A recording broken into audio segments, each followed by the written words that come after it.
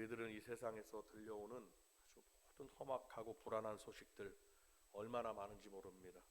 오늘 성탄절을 통해서 각처의 전쟁과 정쟁과 분쟁이 우리 주님은 평강을 주시는 주님이니까 우리가 함께 기도하기를, 모든 전쟁이 다 끝나고 분쟁이 다 종식되고 평안이 많은 역사가 있기를 위해서 우리가 함께 기도하고 그들에게 축복의 역사가 일어나기를 기도합니다.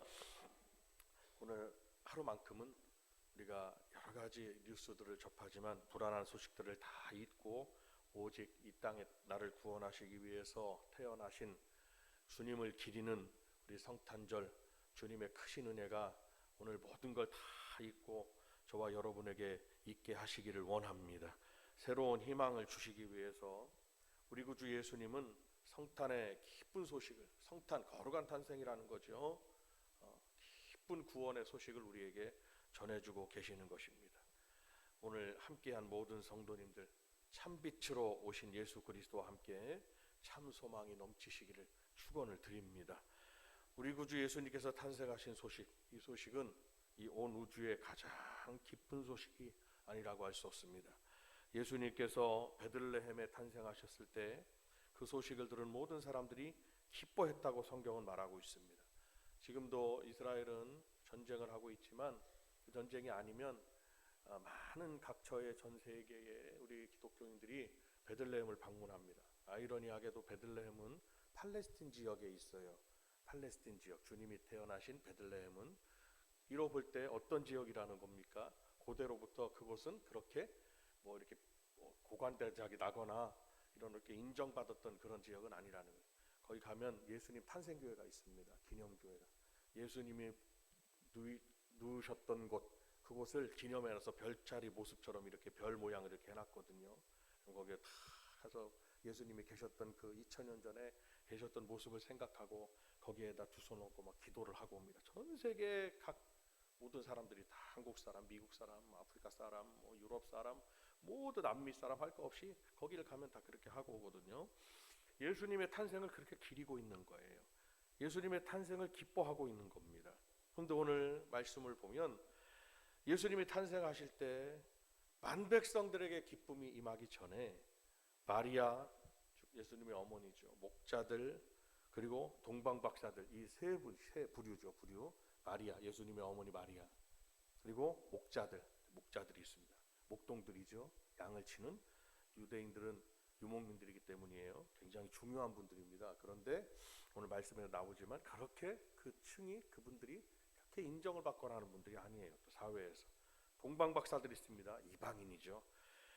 그리고 또 그 이후에 이제 예수님을 만나게 된 그들로부터 시작된 예수님의 구원의 이 성탄의 소식과 구원의 소식을 들은 모든 사람들은 기쁨을 맛보게 되고 지금까지 예수님을 찬양하고 있습니다. 근데 신기하게도 하늘의 천사들까지도 기쁨의 찬양을 드린 것을 알 수가 있습니다. 그래서 오늘날도 우리가 성탄절이 되면 우리는 뭐라고 말하느냐? 우리 다 같이 우리도 한번 말. 전 세계 공용어입니다. 메리 크리스마스. 시작. 옆에 분에게 한 말씀. 메리 크리스마스. 시작. 이렇게 주님의 성탄을 축하하고 경배합니다라는 큰 기쁨의 의미를 가지고 메리 크리스마스 이렇게 하는 겁니다. 오늘 성탄을 맞이하는 우리들에게도 성탄의 기쁨이 이렇게 충만하게 임하시기를 기도하는 것입니다. 성탄의 기쁨은 무엇일까요? 성탄을 맞이하던 사람들을 통해서 진정한 성탄의 기쁨이 어떤 것인지 우리는 알 수가 있습니다. 첫 번째, 제가 지금 말씀드린 대로 목자들의 기쁨이 있습니다. 2000년 전 당시 구세주 예수님의 탄생의 첫 증인 된 사람들은 바로 목자들이라고 볼 수가 있습니다. 구유에 누인 아기 예수께 경배하는 이 거룩한 일에 목자들이 그것도 첫 번째로 참여했다는 것을 알 수가 있습니다. 왕도 아니요, 고관대작도 아니요, 어떤 세상의 지위를 가진 높은 분들이 아니요, 들에서 양을 치는 목자들이었다. 그 당시 사람들에게 엄청난 도전이 되는 말씀이 아닐 수가 없는 것입니다. 지금도 마찬가지입니다. 왜냐하면 그 당시에 사회적으로는 가장 신뢰받지 못했던 계층의 하나가 바로 이 목자들, 목동들이었기 때문입니다. 더 정확히 말씀을 드리자면 그들은 신뢰를 받지 못했다기보다는 아마 멸시에 가까운 그런 멸시받는 계층이 아니었느냐라고 말씀을 드릴 수가 있습니다. 그들은 직업 속성상 한 곳에 정착할 수가 없는 사람들이었습니다. 떠돌이 삶을 살았기 때문이죠. 그렇기 때문에 종교적인 어떤 의무를 잘 행할 수도 없는 그런 사람들이었습니다. 이리저리 다녀요. 왜냐하면 양떼를 이끌고 푸른 초장으로 계속 다녀야 된다는 겁니다. 주변 사람들에게 또 피해를 입히는 그런 사람들이었다고 그래요. 그 양들이 이제 가니까 이 사람들은 환영받지 못하는 사람들이었던. 그래서 그렇게 인식되었던 이 사람들은 법정에서 섰을 때 증인을 설 수도 없는 그런 위치에 있는 사람들이었다. 그러니까 한 사람의 인권이 굉장히 폄하된 그렇게 무시를 당했던 계층이 아니었느냐라는 생각을 해볼 수가 있습니다. 그런데 이렇게 멸시를 받았던 사람들, 바로 그러한 사람들에게 하나님은 천사들을 보내서 구세주 탄생의 가장 큰 기쁨의 소식을 직접 그들에게 전하셨다는 데서 큰 의미가 있는 것을 우리는 알 수가 있습니다. 이는 하나님은 멸시를 받는 사람들을 택하셔서 존귀한 자리에 두시기를 원하시는 하나님이십니다. 미련한 자들을 택하셔서 지혜 있는 자들을 부끄럽게 하시며 약한 자들을 택하셔서 강한 자들을 놀라게 하신다는 것을 믿으시기를 바랍니다. 아무것도 아닌 것 같지만 이런 자들을 택하셔서 권세 있는 자들을 부끄럽게 하시는 하나님께서는 제대로 된 권리 하나 없는 목자들을 택하셔서 세상에 하나님의 아들 구세주가 탄생하신 것을 그들의 입술을 통하여 천사들에게 소리를 듣고 증거하게 하신 것입니다. 세상 한 구석에서 멸시받고 천대받는 목자들에게 강보에 쌓여 구유에 누워 계신 구세주 예수님을 직접 목격하게 합니다. 세상의 모든 유력한 자들을 부끄럽게 하시는 일인 겁니다. 부끄러운 자들로 하나님의 역사를 나타내 보이신 것입니다. 이는 곧 우리 성도들의 모습이라고 볼 수가 있습니다. 목자처럼 연약하고 아무도 알아주지 않고 우리가 가진 것이 많지 않아도 우리가 세상의 권력과 무슨 권세를 갖지 않았어도 우리 하나님은 우리 성도들을 택하사 예수님께 경배하는 이 경배 자리에 부르셨고 우리를 천사들이 말하게 하셔서 하나님 말씀을 주심으로 우리로 빛을 발하게 하는 그런 삶을 살게 하신 하나님의 은혜가 우리에게 있다는 것입니다. 우리 성도님도 이를 잘 알고 우리 하나님의 크신 은혜로 충만한 이 시간이 되시길 바랍니다. 목자들에게 그런 기쁨이 있다면 마리아가 있습니다. 이 마리아는 예수님의 육신의 어머니입니다. 예수님께서 육신을 입고 이 땅에 오실 때 가장 고통스럽고 힘들었던 사람이 있다면 그는 바로 예수님의 어머니 마리아였을 것입니다. 그는 요셉이라고 하는 청년과 결혼을 약속한 사이였습니다. 근데 이스라엘에서 이 결혼 약혼 정혼의 기관, 정확하게 말씀드리면 정혼한 결혼을 정한 거죠. 그런데 아직 결혼식을 하진 않은 겁니다. 함께 살지는 않지만 완전한 부부가 되기로 약속한 사이이기 때문에 법적으로 서로에게 어떠한 부정행위가 드러난다면 율법에 따라 돌로 심판을 받는 무서운 형벌이 가해지게 되는 것입니다. 그런데 어느 날 마리아에게 가브리엘 천사장이 나타났습니다. 가브리엘 천사장은 하나님의 기쁨을 전하는 기쁨의 천사장입니다. 좋은 소식을 전하는 천사들이죠. 만약에 저와 여러분들이 신앙생활하다가 천사가 꿈에 나타났다. 아마 가브리엘 천사가 와서 우리에게 말하는 것이 아니겠느냐라는 생각을 해봅니다. 이 기쁨의 소식을 전하는 천사 가브리엘 천사가 하는 말이 마리아가 하나님의 성령으로 잉태하여 아들을 낳을 것이니 그가 바로 예수다. 이렇게 예수라는 이름을 줘야 돼요. 천사장이 직접 말을 합니다. 이 처녀에게 마리아 결혼을 하지 아니한 정혼만 한 이 처녀에게 이 소식은 천사가 전한 소식은 좋은 소식이겠습니까? 나쁜 소식이겠습니까? 그는 육신의 생각으로 생각해 보면 좋은 소식이 아닙니다. 결혼하지 않았기 때문에 그러니까 임신을 해서 아기가 난다 그러니 남편은 저 멀리 떨어져 살고 있는데 그렇게 된다 그러니 이게 청천벽력 같은 소리일 수가 아닐 수가 없습니다. 왜냐하면 아기가 잉태되려면 생물학적 그런 어떤 이유가 있어야 됩니다. 그런데 그런 이유도 없이 성령으로 잉태돼서 아들을 낳는다 그러니 청천벽력 같은 소리일 수가 있었을 것입니다. 그러나 마리아는 주님의 이 천사 하나님의 종에게 이렇게 말합니다. 나는 주의 여종이오니 주의 말씀이 내게 이루어지기를 원하나이다 라고 그는 자기의 몸을 모든 것을 다 내어드린 겁니다. 한번 우리도 따라합니다. 나는 주님의 여종이오니 주의 말씀이 내게 이루어지기를 원합니다. 마리아의 믿음은 그와 같은 모든 걸 다 순종하는 믿음. 한 번 더 따라합니다. 순종하는 믿음. 그런 모습으로 드리니 하나님이 이 여인을 어찌 기뻐하지 않으실 수 있겠습니까? 우리 성도들에게도 은혜를 입고 성탄의 이 의미에서 은혜를 입은 우리 성도님들에게 이러한 기쁨의 역사가 있어야 되는 겁니다.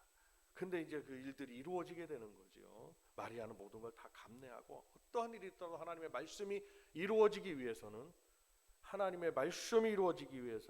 이를 감내하는 성도가 되어야 된다라는 것을 잘 기억하셔야 합니다. 마리아의 기쁨은 두 가지로 생각해 볼 수가 있습니다.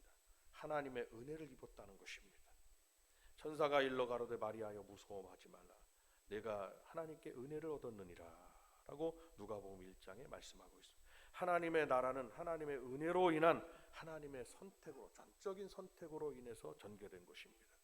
그래서 우리 성도들의 구원은 전적인 하나님의 은혜로 인한 하나님의 선택으로 말미암아 구원을 받게 된 것입니다. 그 구원의 은혜가 만백성 가운데서, 전 세계 모든 인류 가운데서 우리 성도들에게 임한 것임을 우리는 오늘 또한 감사하고 있는 겁니다.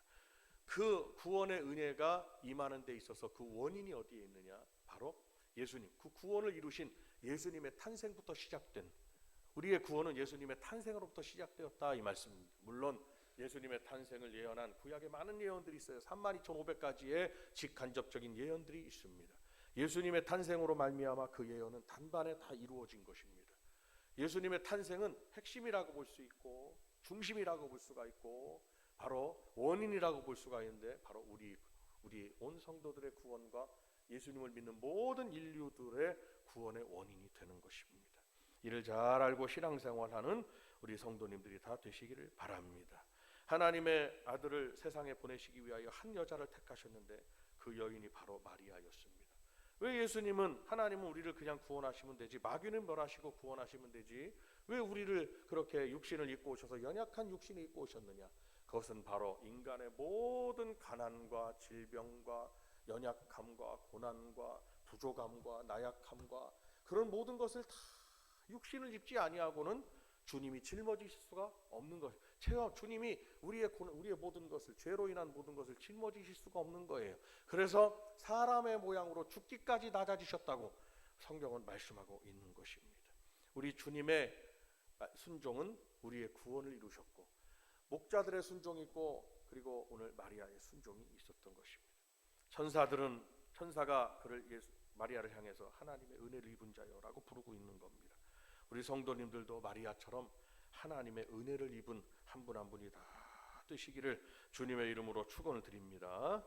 마리아의 기쁨은 두 번째입니다. 주께서 너와 함께 하시도다라는 것입니다. 함께 하시도다. 다 같이 박수 한번 하면서 함께 하시도다. 시작.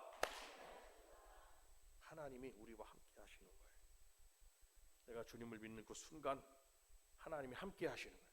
구약 성경에는 하나님을 들려만 준 어떤 하나님, 그리고 이스라엘 백성들에게 그 중심으로 국한돼 있어요. 우리 하나님의 역사가. 이방인들, 그 주변에 이방인들이 있었지만 지구는 이렇게 크고 전 세계 5대양 6대지가 있는데 그때 중심은 이스라엘 중심이에요. 다른 분들은 들을 수조차도 없어요. 그런데 하나님의 역사가, 하나님이 함께 하시는 역사가 이제는 구약에는 들려주다가 주님이 땅에 직접 육신을 입고 오셔서 눈으로 보여주시는 하나님이 된 거예요. 그래서 예수님은 하나님의 형상이 되는 하나님의 형상. 하나님이신데 하나님 형상이 이렇게 오셨다. 그래서 다른 모든 피조체들은 각기 자기 모양대로 지음을 받았습니다. 하나님께. 그런데 우리 사람들만큼은 하나님의 모양으로 지음을 받았다고 했습니다. 하나님이 어떻게 생기셨냐고 물어본다면 간단합니다. 우리처럼 생기신 거예요. 사람처럼 생기신 거예요. 하나님은. 그 예수님은 당신의 모양대로, 사람의 모양을 우리가 먼저가 아니라 주님은 당신의 모양대로 오신 거죠. 오셔서 우리의 가난한 목수의 아들로 사셔가지고 30년 동안 가난과 질병과 고통과 그 모든 가난한 모든 어려움의 모든 것들을 주님은 다 짊어지고 사시고, 그런데 주님이 이 땅에 나타나셨다. 하나님이, 귀로만 듣던 하나님이 나타나셔서 함께 하시는 하나님이 되었는데, 예수님이 당시에는 12제자들과 함께하고 마리아와 함께하고 요셉과 함께하고 예수님이 이 땅에 오셨을 때는 함께하는 분들이 몇 분 안 됐다 이 말씀입니다. 그런데 예수님이 이제 승천하시고 난 다음에는 성령의 역사로 말미암아 예수님을 믿고 회개하고 세례를 받은 모든 영혼들에게는 성령을 선물로 주셔서 고린도전서 3장 16절의 말씀처럼 너희가 하나님의 성전인 것과 하나님의 성령이 너희 안에 거하시는 것을 알지 못하느냐라고 말씀하셨습니다. 오늘 목사님 말씀 잘 들으세요. 잘 듣고 귀를 잘 열고 있어야지 주의를 막 흐트러뜨리면 안 됩니다.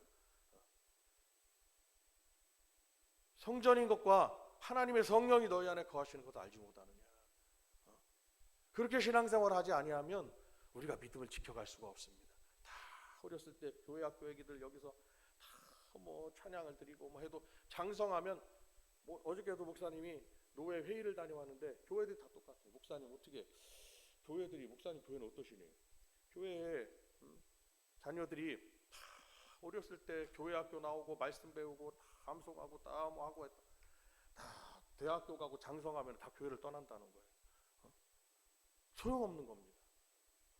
내가 하나님 부르시는 그날까지 장성을 100살을 먹든 50살을 먹든 내가 대학생이 되든 청년이 되든 뭐가 되든 주님 품 안에 거하셔야 된다 이거예요. 오늘도 예배 드린 이유는 그겁니다. 다 불러가지고 주님의 탄생하심을 경배하게 하고 감사의 은혜를 전해서 주님 품 안에 머무르도록 하는 것이 예배의 목적이에요. 예배 드리는데 예배 와서 예배 자리에 와서도 주님을 찬양하고 구원의 은혜, 그 은혜를 주신 주님을 찬양한 자리에 와서도 지금 주의를 흐트러뜨리고 정신을 딴 데 여러분들이 뺏기고 있다면 그것 또한 하나님은 안타깝다 이 말이에요. 믿음을 지켜 살 수가 없어요. 우리가 하나님 앞에 정말 예수 믿기를 잘했다고, 내가 정말 예수 믿기를 잘했다고 그러한 마음의 결단이 있을 때가 언제인 줄 아세요? 아마 내가 천국에 갈 때일 겁니다. 내가 예수 믿기를 엄마 말도 잘 듣고 아빠 말도 잘 듣고 교회를 떠나지 말고 예수를 잘 믿을 걸 후회할 때가 언제인 줄 아세요? 지옥 갈 때입니다. 그것을 누가 뭐 성경 말씀했어요. 부자와 나사로와의 말씀에서. 성도 여러분, 믿음은 끝까지 견디는 자가 구원을 얻는다고 했습니다. 성탄 예배는 2000년 전에 한 번만 드리면 되지 뭘 성탄 예배를 계속 드리고 주일 예배를 계속 드리느냐. 그것은 우리가 하나님 나라 들어갈 때까지 이 육신을 벗어버릴 때까지 나의 영혼이 하나님 나라 들어갈 때까지 믿음을 지킬 수가 있냐 이겁니다. 오늘 성탄의 아침 우리가 절실하게 하나님 나라를 소망하고 주님이 주시는 기쁨이란 건 다른 게 아니에요. 나 혼자 기분이 좋다. 주님이 주신 기쁨은 내가 기분이 좋다가 아니에요. 이것은 천국의 기쁨을 말하는 것이고 믿음의 기쁨을, 믿음이 주시는 소망과 기쁨을 말하는 것이다 라는 것을 잘 생각하고 여러분들의 신앙을 한번 잘 다지셔서 정말 끝까지 주님 앞에 믿음으로 나아가 하나님 나라에 이르르는, 그래야 주님이 이 땅에 오신 목적을 이루시는 거예요. 우리가 구원받지 못하면 무슨 소용이 있겠냐는 것입니다. 주님은 이미 구원의 주님이신, 주님은 이미 하나님이신데 한 영혼이라도 더 구원받게 하기 위해서 교회를 나오게 하고 이렇게 애기들 가르쳐가지고 좀 이따 보시겠지만 주님을 찬양합니다 하는 이유는 이 찬양하는 삶이 그에게 복을 부르고 예배하는 삶이 그에게 복을 부르고 경배하는 삶이 그에게 복을 부르고 그에게 구원을 부른다는 사실을 믿으시기를 바랍니다. 성도 여러분, 예수님은 오늘 성탄을 통해서 우리와 함께 하시는 임마누엘이 되셨습니다. 예수님의 이름은 임마누엘이라는 이름을 따로 갖고 계세요. 우리 하나님이 우리와 함께 하시다는 그런 뜻입니다. 마지막으로 동방박사들의 기쁨이 있습니다. 예수님의 탄생을 목격하고 경배한 또 한 사람들의 무리가 있는데 동방박사 세 사람이었다. 그들은 바로 동방의 박사들이었습니다. 그들은 상당한 지식이 있는 사람들이고 천기를 읽는 사람들이었다. 그러니까 어찌 보면 구약의 고대로부터 박사들이라고 하면 수학이나 천기를 읽는 천문학이나 이런 사람들이 좀 능통한 그런 사람들이 박사가 아니겠느냐. 아마 터키 지역이나 페르시아, 이란이죠. 아니면 멀리는 인도, 이런 사람들, 그분들이냐 정확하게 그분들이 어느 나라 사람인지를 알 수가 없습니다. 그러나 동방박사라는 것을 알 수가 있어요. 이방 나라에서 하늘을 보면서 천체와 우주를 연구하던 사람들이 분명합니다. 그런데 어느 날 그들이 하늘에서 이상한 기운을 발견하게 되고 특별한 별빛을 보게 되는 거지요. 그 빛이 신기하게도 이들의 눈을 움직이는 거예요. 별이 어디 움직이는 거 보셨냐 이 말씀입니다. 별이 그 자리에 있고 움직이면 지구가 움직이는 거지 별이 움직이는 건 아니거든요. 근데 신기하게 움직여요. 그래서 그 별을 보고 그들은 저 별을 보고 신기한 어떤 영적인 이끌림을 받은 겁니다. 분명히 어떤 만왕의 왕이 나실 징조라고 깨닫고 온 겁니다. 왜냐하면 예전에 우리가 고대 어떤 문서나 그런 역사들을 보면 왕이 태어날 때는 하늘에 어떤 신령한 그런 뜻이 임하게 되잖아요. 그런 일들이 있잖아요. 왕을 만나면 바치려고 모략과 황금과 유향을 선물로 준비하고 급히 그 별을 놓치지 않고 따라 나선 겁니다. 여기에 우리의 구원이 있어요. 우리의 별 되신 예수님을 끝까지 우리가 예수님이 가시는 그곳을 우리가 따라가야 된다라는 것을 알 수가 있습니다. 그 별을 따라 가고 갔더니 베들레헴의 한 마구간 위에 다 도착을. 아마 제 생각에는 그 별이 마구간에 있어서 마구간을 아마 비추지 않았느냐라는 생각을 해봅니다. 저의 생각입니다. 거기를 봤더니 한 아기가 강보에 쌓여 구유에 누인 것을 보게 되었습니다. 구유는 말의 먹이통을 말하는 것이고요. 그가 바로 누구셨느냐? 바로 우리 구주 예수 그리스도였던 것. 오늘 본문의 말씀대로 우리가 11절 말씀을 다시 한번 읽겠습니다. 11절 우리 주님은 뭐라고 그래요? 그리스도 주시니라 그랬거든요. 11절 시작. 자, 다시 한번 누가복음 2장 11절 시작. 다윗의 너희를 위하여 구주가 나셨으니 곧 그리스도 주시니라. 아멘. 그리스도 주 같은 말씀입니다. 그리스도 메시아 구원자 주님 같은 말씀, 다 같은 말씀. 그리스도 주시니라. 주님이 거기 누워 계신 거예요. 동방박사들의 큰 기쁨이었습니다. 바로 저희가 별을 보고 가장 크게 기뻐하더라. 마태복음 1장에 말씀하고 있습니다. 집에 들어가 그 모친 마리아와 함께 있는 것을 보고 엎드려 아기께 경배하고 보배합을 열어 황금과 유향과 모략을 예물로 드리니라. 아기가 누군지도 모르고 별빛에 인도함을 받고 와가지고 그가 마구간을 비치는데 어디 왕궁이 아니라 마구간. 보통 이런 어떤 하늘의 어떤 그런 그 인도하심은 뭐 왕궁의 왕의 아들이나 뭐 이런 거 있잖아요. 왜 여러분 우리 고대 뭐 어떤 영화 같은 것들을 보면 근데 찾아와 보니까 마구간에 베들레헴 마구간에 비치고 있는 겁니다. 아주 허름한 동네에 비치고 있는. 들어갔더니 거기에 이들이 알아볼 만큼 경배할 만큼 예수님은 그렇게 빛이 나고 계셨던 거예요. 그래서 아기께 경배하고 가장 크게 기뻐하는 그들 황금과 유향과 왕께 드리는 이 세 가지 모략과 예물을 그들에게 주님께 드렸습니다. 동방박사들의 기쁨은 무엇입니까? 참 빛을 발견한 기쁨이었습니다. 어둡고 암울한 세상에서 그 당시에 로마의 압제가 있었습니다. 도저히 벗어날 수가 없는 겁니다. 로마의 식민지 그 치세하에서 배고픔과 가난과 큰 죽음의 어려운 삶들을 막 살고 있었습니다. 로마의 그 주변에 이스라엘뿐만 아니라 주변 모든 국가들이 암울한 역사가 막 계속됐습니다. 그러나 희망의 빛을 찾은 거죠.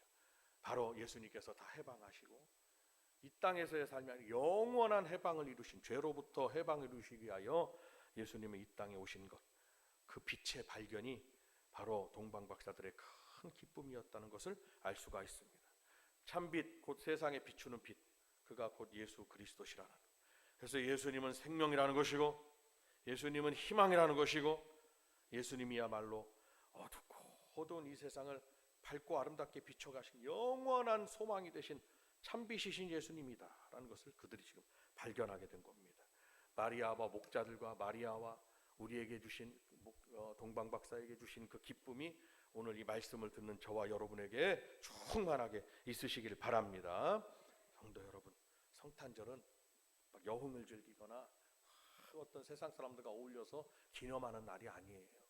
성탄절은 예수님의 탄생을 기념하는 날이에요. 오늘 날을 특별한 날로 삼아가지고 오늘 친구분들과 아마 어울려서 막 세상의 그런 어떤 문화와 소돔과 고모라 같은 이 세상의 어떤 문화와 문명을 누리는 시간이 아니에요. 성탄절은 그 의미를 잘 아셔야 돼요. 성탄절은 거룩한 날이고 동방박사가 경배하는 날이고 마리아도 경배하지 않았겠어요? 목자들이 막 경배하지 않았겠어요? 주님을 경배하고 오늘 이 아침, 그래서 황금 같은 오늘 25일 날 우리 성도님들이 오셔서 이 자리에서 예배드리고 있는 거예요. 주님 앞에 주님께 대한 진정한 성탄의 의미를 잘 아시고 일생을 간직하고 정말 이 봄을 예수 그리스도 가슴속에 여러분 중심에 새겨서 주님을 믿는 하나님의 사랑도 깨닫고 주님의 은혜도 깨닫고 정말 평강과 은혜의 복이 우리 성도님들에게 함께 임하시기를 주님의 이름으로 축원을 드립니다. 기도하겠습니다.